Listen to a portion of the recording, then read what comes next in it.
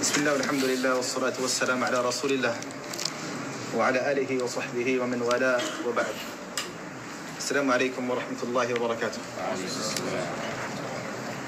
There was once a man called Abu Talha al-Ansari radiyallahu ta'ala an, a Sahabi of the Prophet sallallahu alayhi wa sallam, an Ansari man, someone who lived in Medina, and he opened his house and opened his hands for the companion of the Prophet sallallahu alayhi wa sallam. He used to have a very beautiful garden, and in this garden he had very sweet and tasty water from the wells in this garden. In fact, if you were to go to the Haram now, Masjid Nabi of the Prophet sallallahu alayhi wa sallam, and enter through the main entrance and move some of the carpets, you see the markings of his wells, radiyallahu ta'ala an. So he possessed a beautiful garden. Its dates were the most sweetest and most purest, as was its water.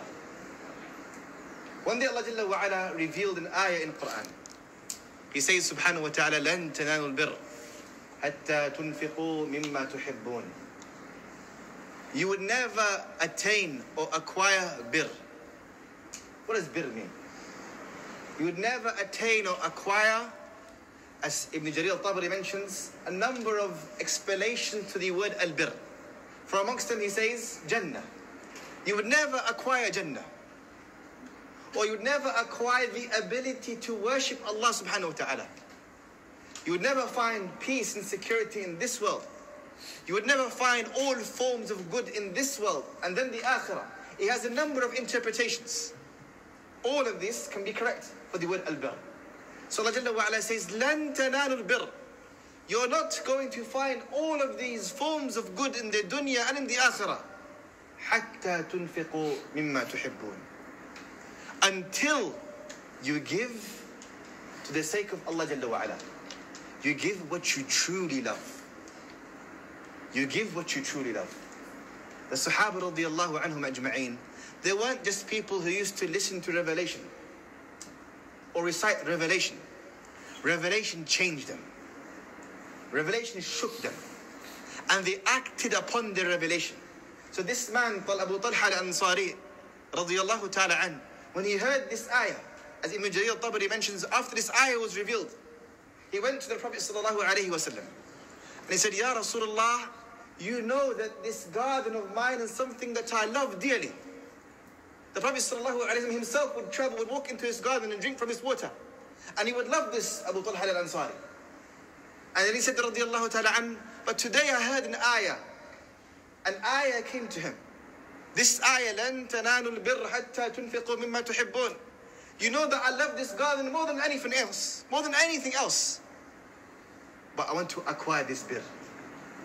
And he gave the garden its well and its dates to Allah's Messenger sallallahu alayhi wa sallam. The Sahaba were people to whom revelation actually changed their lives. One of the etiquettes of Ramadan, one of the characteristics of Ramadan that we no longer associate with anymore. We think Ramadan is just about standing or just about fasting. We forget that Ramadan has another characteristic. And that is to give to Allah subhanahu wa ta'ala. To give from your wealth. The Prophet sallallahu alayhi wa sallam said, "Man farrata sa'iman," that whoever feeds a person who is fasting, whoever allows him to break his fast, will get the reward as if though he fasted as well. Will get the same reward as if though he fasted, without the fasting person actually losing his reward. كان النبي صلى الله عليه وسلم من أجود الناس. He was from the most charitable and most generous persons. صلى الله عليه وسلم. But in the month of Ramadan, he was on another level. He used to give heavily for the sake of Allah subhanahu wa ta'ala. This is the characteristic we're losing now. And sometimes when we find convoys or we find large amount of containers traveling across the world for different charitable causes, the Muslims come out and we give, but what do we give? We give the clothes that we wore 2, 3, 4 years ago. That are now tatty or has some marks. Or they're ripped up. We give the things that we don't like. We give the things that we no longer need. The believer who truly wants to acquire bir in this dunya and in the akhirah, he looks to things that he loves, that he needs. Something that is touching his heart. And he gives that for the sake of Allah subhanahu wa ta'ala.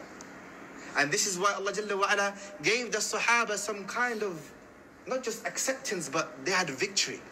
And they conquered land in the space of years, all the way to Persia, until Africa. And then it continued going under the time of Umar bin Khattab radiallahu ta'ala an. Why? Because they were people who lived revelation. One of the ways we can benefit, inshallah ta'ala, from these talks is to now go home and think about something that you love. Implement revelation. Implement the Quran that we're reciting every night. What is it that you really love, that you can give for the sake of Allah subhanahu wa ta'ala? Like Abu Talha al-Ansari, radiyallahu ta'ala. We ask Allah Jalla wa ala to accept our Ramadan. We ask Allah Jalla wa ala to make us a people to whom revelation touches and changes.